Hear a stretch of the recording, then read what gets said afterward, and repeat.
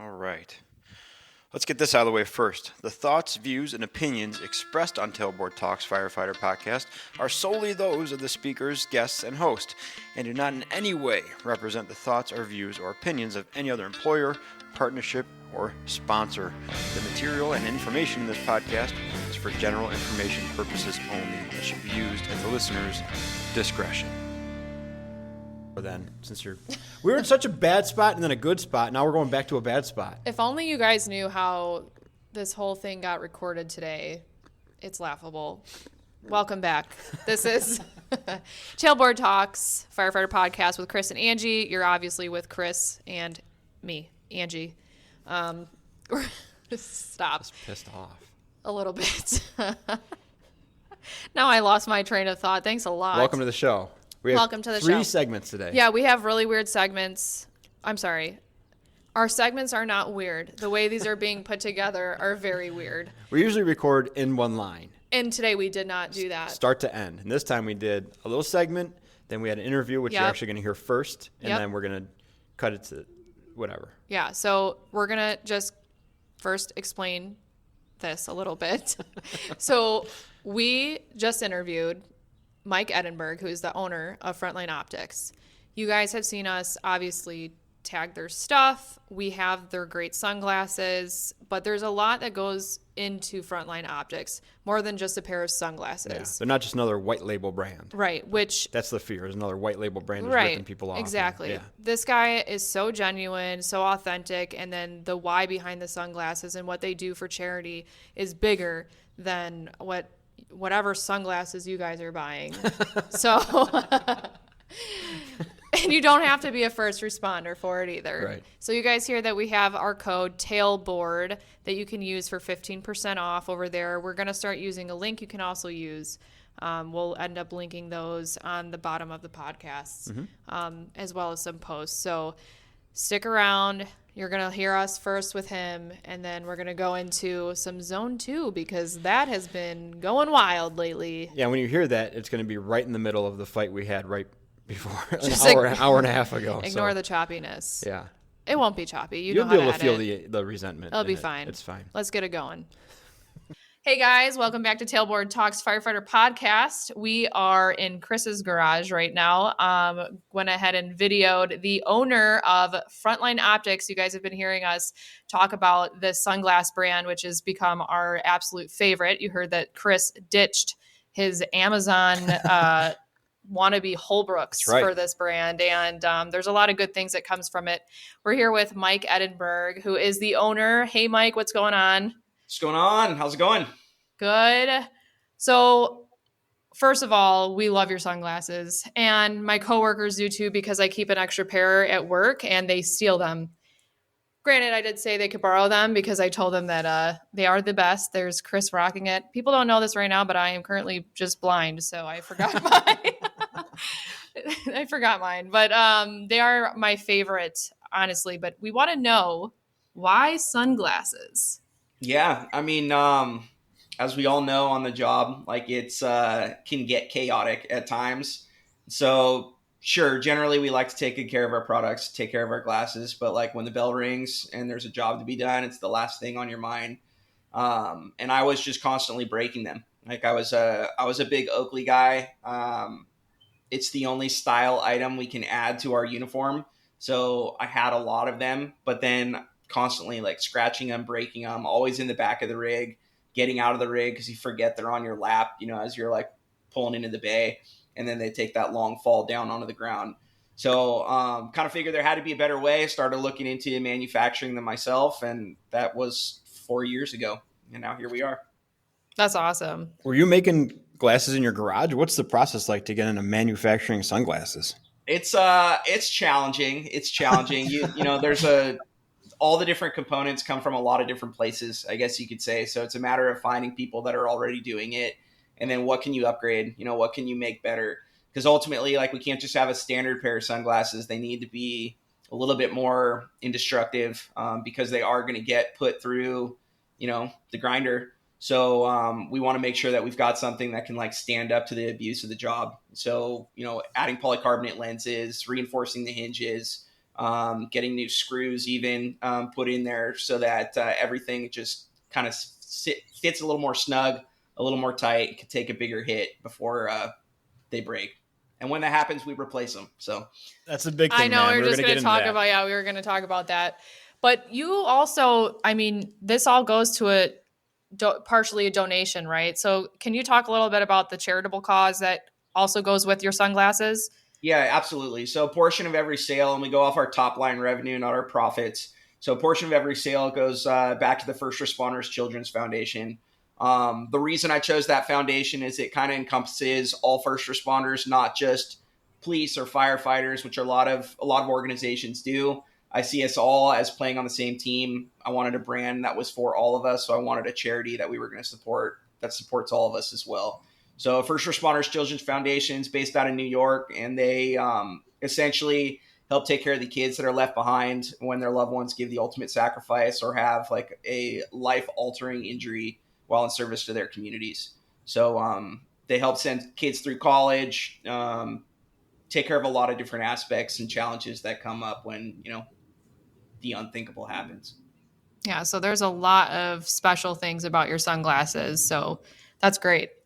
Yeah, more than just a knockoff brand. I mean, I shouldn't have more than the brands I was using that were just knockoff brands. I mean that was one of the clear things. I got the knockoff Holbrooks. So I was like, these look good from Amazon. It's a 3-pack for $17, and I'm down with these. And I was telling Angie, it's the kind of thing where like they were fine. Like I used them for all my bike races, and I used them just for wearing around. And then we hooked up with you guys, and you sent out a few pairs of glasses, and immediately I was like, oh, I was looking through lava lamps. Like these were terrible. Like I immediately put them on and like almost tripped over the sidewalk. I was like, holy crap, man. So to be at, and I don't, again, me and Angie we don't want this to sound like a commercial. We want to just basically give you the credit that we feel you're due. But it's one of those things where I think you've hit a pretty good sweet spot of the value of them versus the cost of them and who you're selling to. I think you're right in the sweet spot, man. It's really good. And we're really happy to be connected with you guys, not only because of the product, but like you said, with the charitable actions as well. Likewise. And yeah, I mean, it's, we want to make a quality product, right? Like, sure, for everyone out there, like if you get a throwaway pair of shades, they're going to feel like it. The lenses are technically like 0.3 millimeters thick. And if you think about 0.3 millimeters protecting your eyes from flying debris, that's just not going to cut it. So, yes, it can protect your eyes from the sun, but it doesn't do all the other aspects as well. And that's kind of where we wanted to fit in. We wanted to be a premium brand, but not be so priced in such a level that it doesn't make sense to wear them on the job. So run down, just because your website's slick, it's got everything listed. And you said the typical throwaway pair of sunglasses is this, it's 0.3. What are like 2 to 3 of the features that set yours apart that kind of put you in that premium brand without the crazy prices? Yeah, absolutely. So the main thing is especially our Pomona line, which is our best sellers. They're ANSI Z87 rated. So they do have the safety stamp. They go through a testing process. There's particular materials that it has to be made out of to be able to get that stamp for compliance. So we are truly making, OSHA approved sunglasses for the workplace. We use it's a greenish colored base lens underneath, and it kind of acts as like a color enhancement. So you'll hear a lot of brands come out with a particular style of lens that like Oakley has their prism lens, right? There's a few brands that have that. It just has to do with color enhancement that comes from the base of the lens. So we've gone with a greenish color, and you'll notice it when you put them on. Some glasses will kind of dull everything, make them like a brown tint. If you're going to wear these while you're doing like a size up on something, you need to be able to see. You need those fine details. So having that color enhancement is a big part as well. And then the biggest thing, again, that no questions asked replacement program. So it's literally no questions. You lose them, you break them, anything happens, we'll replace it one time. No questions asked. We do charge a $12 service fee when you utilize it, just to cover the fulfillment costs. But other than that, you're getting a brand new pair of sunglasses. And again, that idea being that you are supposed to beat these up. You're not supposed to take good care of them. They're work glasses, they're workhorses. And when they do ultimately have their end of life, we're there for you. There's nothing better than being able to use your stuff without reservation. And you guys nailed it. Now, for Angie's case, and this is an important point to throw out there too, a little selling point, you do have the prescription option also, right? We do. So we have prescription. We launched that last year. It's been a big hit. And the big thing there is we also cover those by the no questions asked replacement program. Nice. So that's amazing. You lose your glasses, $12, you'll get another prescription pair of sunglasses. There is a caveat there, so it has to be within 1 year of the purchase, whereas on our non-prescription, it's a lifetime. And your prescription needs to still be valid at the time that you utilize it. So the lab basically just sees it, they run another job, ship them out in a new pair, and you're back in service in about a week. I'd say that's pretty reasonable. That's beyond reasonable and amazing. Best warranty ever. Yeah. I'm definitely going to be ordering those because I need them, clearly. Yeah, I guess so. Instead of my bug eyes. Yeah. All right, Mike. Well, thank you, man. Thanks for, again, letting us hook up with your company, promote you guys a little bit, have you on, have you tell your story, tell about your charitable work, the glasses and everything. It's awesome. And I'm excited to have you keep growing and us try to grow with you and help you. Awesome. Right on. Appreciate you guys. Thanks for having me on. Of course. You just like to make me feel stupid. I think that's that's my conspiracy theory. Is that the dynamic to this here? podcast is okay. You like me to feel dumb. I want to point out that all I do is ask questions. Yeah, I know. You like to poke the bear. No, I like to poke holes. Are they holes or are they spikes? It seems like spikes. They deflate. Is that the same thing? I don't know.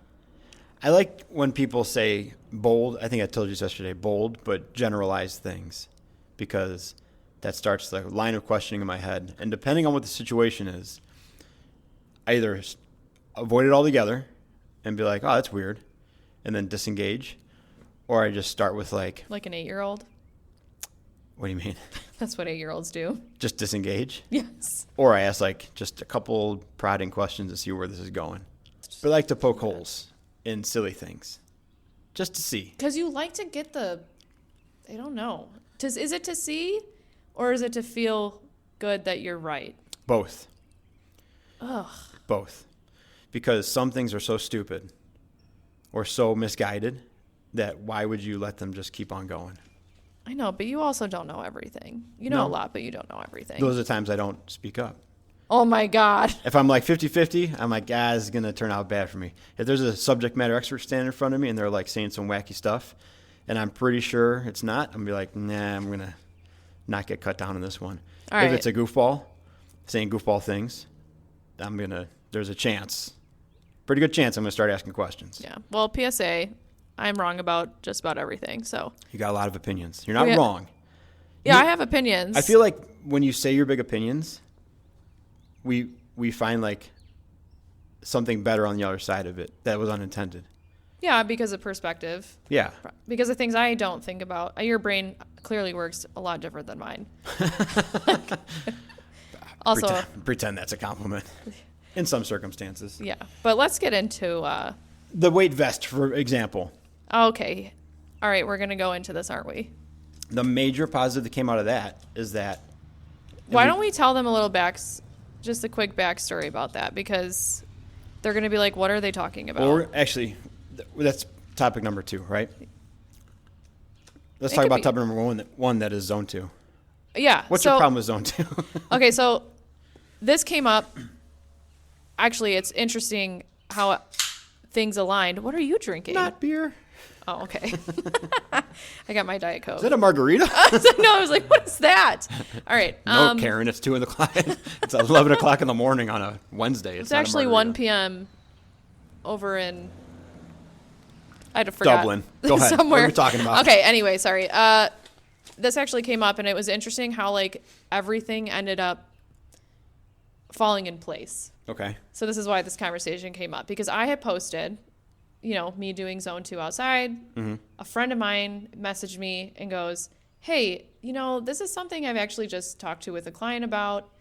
What is your opinion on zone 2 training? Yeah. So she asked me my opinion on it. And then Dr. Dan recently also posted something about zone 2 training and its sufficiency or insufficiency to firefighters. And we talked about it the week before. Yes, and we had happened to talk about it literally right before we had that episode with him. Yeah. So zone 2 training. I think there's a lot of confusion with zone 2 training. I think that there was even confusion for me and for myself because I had read how to calculate it, but I also read other different ways to calculate it, and I think that's what threw me off. And I think a lot of people don't understand how you're supposed to calculate it, what it really is, and then obviously the duration. Yes. So I was someone who thought 30 minutes was enough. Right. And it's not. No. It's not enough. It's 33% of what you should be doing right. at minimum. And truly, if you think you're doing 30 minutes, it should be you're in zone 2 for at least 30 minutes, not you're taking 10 to 15 minutes to get to that zone 2 heart rate if you're sitting on a bike or something, and then you're doing 15 minutes extra in that zone 2, and then you're done. And I wouldn't say never, but telling someone to do 30 minutes of zone 2 is a severely deconditioned individual. Where like zone 2 for 30 minutes is making them not be able to speak in full sentences while they're doing it. That's an appropriate time to do zone 2. Otherwise, you should be in zone 2 for at least an hour, if not an hour and a half. Right. And at the upper end of zone 2, if you think it's too easy, careful not to cross over because blah, blah, blah. But zone 2 does not have to be the easiest thing in the world. The swing of zone 2, the 60 to 70%, can be adjusted. That's why you have to take advantage of both the mathematical side of figuring out zone 2 and staying in it, but also the how you feel side of being in zone 2. Mm-hmm. Because that's going to change, like talk about over time too, is going from day 1 of doing zone 2 to year 7 of doing zone 2. You should not be in the same heart rate range that amount of time apart. Right. So who is it benefiting really? Everybody. It is benefiting everybody. Does it benefit firefighters? Yes. Absolutely. Oh, man. We agree on something. I thought you were going to say, that was a risky one. Were we both going to go, no? No, I was going to say yes, and you were going to say no. Is what I thought was going to happen. No, it absolutely benefits firefighters. This is something important for us to be doing for recovery, which is something that firefighters need to focus most on, especially busier departments. I'll say busier departments if you know you're running your butt off, you're training a lot, or you're doing high-intensity stuff. Zone 2 on its own, if you are solely only doing zone 2, shame on you. That's not going to benefit you. Okay. Unless you're someone who doesn't move. That's you can't.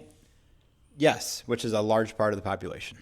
So it would benefit most of the population if they're not moving. I would say if you're a firefighter, zone 2 is a great way to do steady state cardio for about an hour in zone 2. And increase your overall workload throughout the week by like 200%. If you're just going to do 3 30-minute bodybuilding workouts, you're leaving a lot on the table. You don't have to go do sprints. You don't have to do high-intensity cardio. You can hit out 1 or 2 zone 2 sessions and literally triple your working time for the week with a pretty low-impact measure. So I still do zone 2 on the bike for like an hour, hour and a half. And then I add in like sprints and stuff afterwards just because I have the mental need to do that. Just seeing it zone 2 for a while is not the best for my brain. So I think it benefits everybody, and I think everybody can do it because it's building what's like commonly referred to as the aerobic base, right? So it's not going to make you a high performer or give you the tools to do high intensity stuff, but it's going to give you the capacity to get through the day, to run a handful of calls, to basically have a longer career as opposed to just cherry picking when I can do bodybuilder stuff or high intensity stuff. You're going to have a lot more times where you can't do that stuff, so you do nothing, as opposed to just taking what you can get and walking on the treadmill at an incline with a little bit of high heart rate for an hour. Yeah. So another point that my friend had said was that she just felt, well, for one, I think the heart rate she was using was not correct. And I could be wrong because I don't think that we all really truly know what our true max heart rate is, only because I do feel that just that math equation that's not the same across the board. Okay. Like people who are maybe more well-conditioned, right, may be able to reach a higher heart rate, and it doesn't necessarily go by the 220 minus your age or whatever. Right. And people who maybe have been sick recently or have an injury or allergies, or there's so many different factors that can fall into what your max heart rate is. Mm-hmm. Everyone's so different. So basically what I had found, it's called like the math or 180 formula. Okay. Basically, it's taking 180 minus your age and then adding or subtracting 5 or 10 points. Like if you're a beginner, you're not like a conditioned person, and you're starting to do this, you should subtract 10 points from that, whatever that is. And that is what you should be working at as your zone 2. Okay. Now, if you are someone who... Wait, 180 minus your age plus then you would add, or I'm sorry, subtract. And then you 10. go through and plus or minus things. Plus or minus things based on like whatever. Whether Okay. it's like, I'm someone who worked out, but now I was in the hospital, or I'm just recovering from an illness. You should be adjusting your zone 2. Yeah, and there's a list of like dozens of factors. Yeah, with point there's a values ton of factors there. And so I think it put me in around, I think my zone 2 would be around 148. Okay. Which is, I think, right, maybe on a little bit on the higher end. I'd say Maybe. that's probably a little bit on the higher end. But she was like, I don't get sweaty. I feel like I'm not doing anything, when I'm doing zone 2 because I'm not sweaty. And so I think we started going into that conversation where it's like, you do not have to be dripping in sweat to have a benefit of the workout that you're doing. And then Yeah. It comes down to a couple of things. Well, the zone 2 thing is that it could go on forever.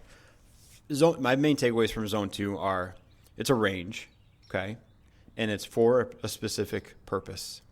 For some people, the specific purpose is just general health and doing something because they don't have weights or they hate weightlifting or whatever, but they're going to go walk for an hour and a half in zone 2, and that's great.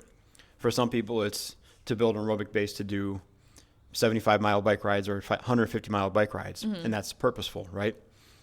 Just to do it as I have 30 minutes, so I'm going to do zone 2 doesn't fit in either of those two categories where it's prescribed at. So of course you're not going to feel anything because you're using it properly. So without getting too much deeper into it, it's just another tool in the toolbox. I think it's useful. I do want to talk about consumption course stuff.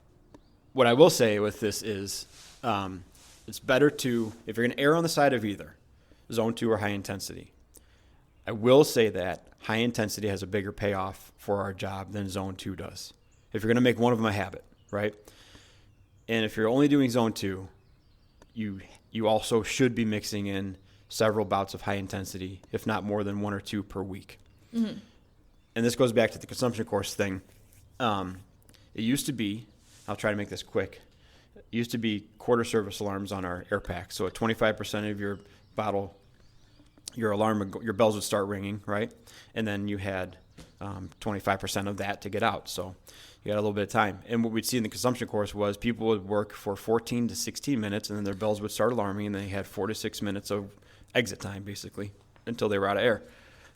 A number of years ago, they switched to third service, and it actually turned more into 60-40 and even 50-50 service, depending on how you work. So now in the consumption course, we see between 9 and 13 minutes of working time and another 9 of 13 minutes of exit time while the bells are ringing before you're out of air.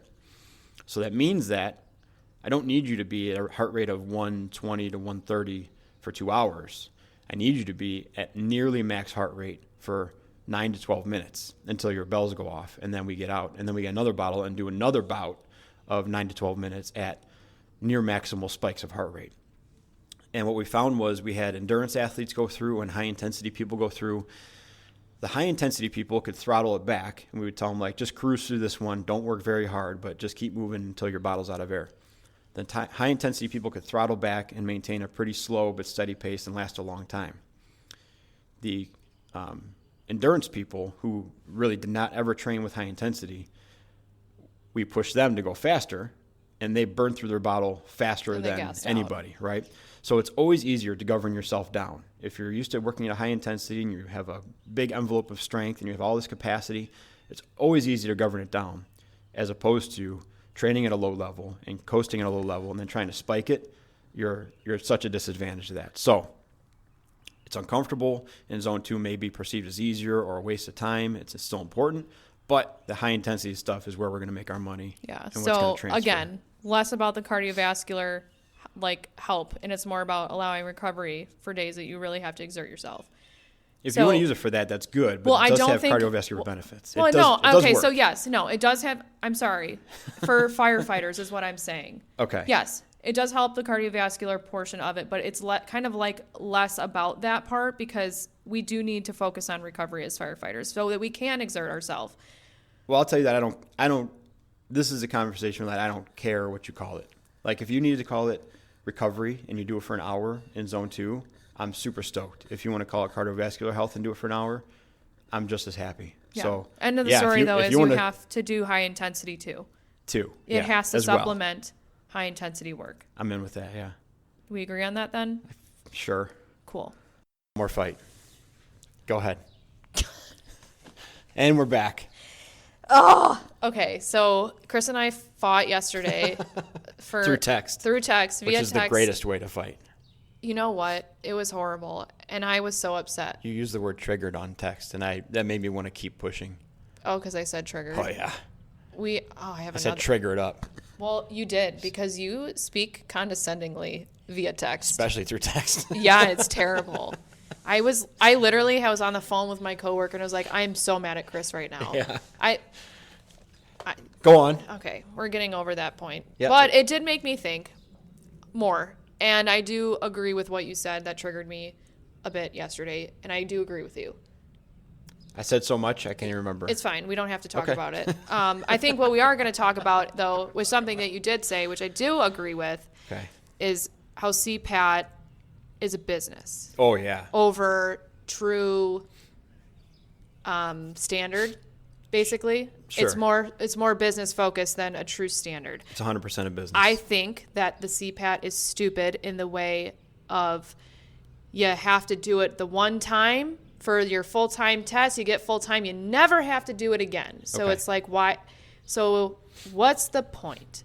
If you have to do it the one time and then you just don't have a standard you have to keep every year. Like I said, my husband, who is trying out for SWAT, they have to do that test, full gear, every year to maintain their spot on SWAT. Okay. Why on earth do you do the CPAT once and never have to do it again? Does he have to take Well, he's not on SWAT.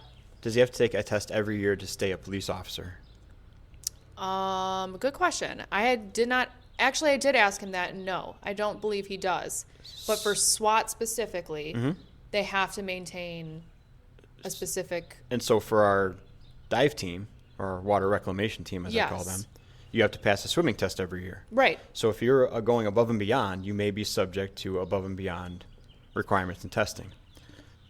CPAT is not an above and beyond. CPAT is baseline, just like any other physical agility test that was instituted decades before, that typically, unless you're one of like 6 departments in the nation, you don't have to do that again throughout your career, which doesn't mean it's right, but the CPAT is no different than any other physical agility test. So if you were to recreate, I'm not saying recreate the movements and what you have to do. Okay. It's something you said earlier, which I 100% agree. Are we better off as individual departments setting up our own agility testing on what we want our people to be at, or no? In a world without bias, yes. Okay, but because people are biased, because people don't want women on their department, because people don't want this person, the fat person, the whatever. So here's we the thing. Can't do that. Yeah, and this goes back to when I got my bachelor's. I had to take, I can't remember what, a legal class or an ethics class or something. And they went into the importance of standardizing testing and basically defending. It might have been a legal class. That was an awesome class. Defending your practices. And they said that there's different kinds of discrimination, and one way you can discriminate is with your job hiring requirements. And they put a gym as an example. And this gym wanted a very young clientele and a young customer base and a very male customer base. And so they made a condition of employment and hiring that you had to be able to lift a certain amount of weight. You had to be able to deadlift a certain amount of weight. If you don't want females or overweight people or not conditioned people on your fire department, and you had the ability to make your own physical agility test, you could say, in order to continue with this process, you have to deadlift 315 pounds 6 times. And it's going to eliminate a majority of females, a majority of deconditioned people, a majority of people who haven't learned the technical deadlift, right? So you may get the kind of people you want, but it's also going to drastically shrink down your hiring pool. So you cut your own throat because you're going to get far less candidates that are applying. But if that's your prerogative and you feel that strongly that you don't want to work with a certain group of people, that's a way to do it. The CPAT, while not perfect by any stretch of the imagination, and I have serious issues with the amount of costs and the frequency and just the amount of monetary outlay that they demand. I have an issue with the vests. Major. Okay. That's going to be the lesson. That's going to be the big lesson. And it's not the weight, people. That's going to be the big lesson learned. It's the size. It's defensible and it's standardized and it's applicable for the most part for a physical agility standpoint, not a firefighting skill standpoint, but a basic physical. Do you have arms and legs and lungs and brain that work? It works for that, and it's defensible and reliable and valid. So if someone doesn't pass it, they can go back and say, yes, but it's accredited, it's blah, blah, blah, with all this data, right? If you can't do the 315 by 6 deadlift, you can go back and sue and say that's discriminatory, and now the village has issues or the city has issues, right? So it's not perfect, but it is a great way to prevent discrimination or hijinks from going through. Yeah. Now, your issue with the vest, we don't have to get into the specifics of that. Your big issue was it fit terribly. It 100% fit terribly, but as Chris says, that's not their fault that I'm petite. Turns out it was, because the big lesson that comes out of that is there's 3 different sizes of vests, and you weren't made aware of that. No, So your big gripe was like, I had to basically modify this vest to make it work. Yeah, and it sucked. Sucked big time, and I barely made it through, even though you didn't. Wait a minute. I was about to give you more credit. I barely made it through because I'm tiny and I cried a lot, but I made it through. In the car afterwards, probably, but you made it through. But now we looked it up, and there's a small, medium, and large vest. So they didn't do their job in providing you the equipment that you should have had. So the lesson is that if you're a petite person, you got to make sure they have the right gear. And that might mean that you cause a stink and they have to get the right gear. But you being at that much of a disadvantage was not justified. No, but it's more impressive. Is another word. Oh my God. Can we just cut out everything? You almost had it. And that's what I wanted to point out to you. Well, that's the thing, though. When you threw your phone in the ocean yesterday, it was like, you did it, and it sucked, right? And you said it was throwing you all over the place because of the relative weight compared to you. Yeah. But you still did it. In my mind, and just the way I was thinking, I wouldn't be mad about that anymore. I would use that as a weapon against people who didn't pass. Because I'd be like, look at me. And I'm tiny. 125 pounds. And I did it with this terribly fitting vest, and you can't do it with your vest? That's just the angle I would take. So it's funny only because, well, it's not funny, actually. Wow. So when I go and take this, and I'm not afraid to say this to anybody, I know that there's plenty of, females and even men that have struggled with the CPAT. Yeah. The first time I do the CPAT, I always fail it. I always pass it on the second time. And the reason why I always fail it on the first time is, I forget how much that vest sucks. But I just want to bitch about the vest, really. No, but the reason is because I almost, I think too strategically about it. And so what happens is I go too slow. Mm-hmm. The stuff isn't a problem for me to do. Yeah, you just got to attack it. But then I'm like, okay, if I go slow here, I can exert most of my energy on these things that I need to exert, my energy on, and then ends up just being too slow. So then the next time I go through, it's fine because I know that I'm just fighting for my dear life, going balls to the wall the whole time. It's a highly flawed thing. I don't love it. I hate the money side of it, but overall, it's designed to get the most number of people through, and unfortunately collect the most amount of money you can and just keep the conveyor belt going, that you have viable, hireable, testable candidates. Pay an extra $20 to climb a ladder. Ridiculous. I hate it so much. Yeah, it is the stupid. upfront cost I hate so much. Yeah, it's dumb. The arbitrary need for it I hate so much. The fact that, and I shouldn't speak, the fact that some departments don't reimburse or make you outlay that out front. I understand the argument, and I said this to you before, of like, well, if you can't justify $300-something to get a 30-year job that's going to pay you $100,000 a year, that seems like a pretty obvious investment you should make. But it's also just, it's such a frustrating point of contention. I see that as a barrier. That doesn't need to be that much of a barrier.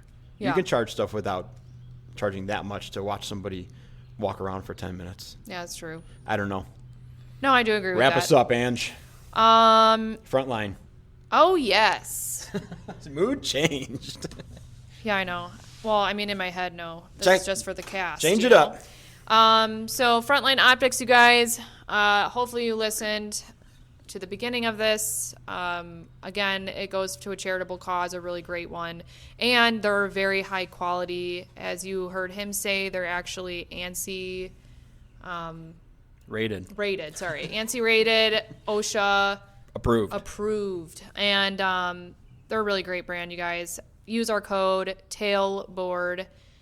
You get 15% off. Tell your friends, tell your family, tell your spouses. ANSI rated and Angie approved. Yes, and Chris approved. But no one cares about you. 100 squats a day. Oh my goodness, how could I forget? You guys, May 1st. You almost faded right into the darkness there. You know what I just realized too, though? I'm saying this, and by the time this episode is out, it's going to be May 7th. So that sucks. So I'm going to have to make a post So welcome to the 7th day. Yeah, welcome to the 7th day. You guys should be on the 7th day of 100 air squats a day for Project Fire Buddies. This is also sponsored by Big Bear Barbell Club. Everyone's doing it, hopefully. We did make a page that you can go ahead. I've been linking. I'm going to link it again probably every day for the squats, that you can become a team member. I know that the online portion of joining to be a team member was a little bit difficult. Hopefully you can just donate. Just donate. Yeah. Donate, do it, tag us, tag Project Fire Buddies. Do it, tag us, tag Project Fire Buddies, tag Big Bear Barbell Club. This is going to a really great nonprofit cause. If you don't know what Project Fire Buddies is, it is nationwide. It goes to terminally ill kids. Don't laugh at that. You laughed and it made me laugh because words again.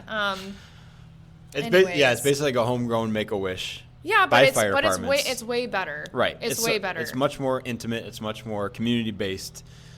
We have one in this where I work. Every little individual community gets to set up their own, and they get backed by this enormous organization that you get to help members directly in your community. So it's fantastic. I've been involved with them with a few things, and we have a chapter here. And if you're part of a department and you're in the Illinois area or the surrounding states, you can absolutely reach out to Project Fire Buddies and see what it becomes to be a chapter member or a charter member, because they'll hook you up with that, and then you can start helping kids in your neighborhood, your community. They're really great. So if you want to make an impact, that would be a great way to do so. Thanks for listening, guys. Sorry for the words. Keep working on your CPATs.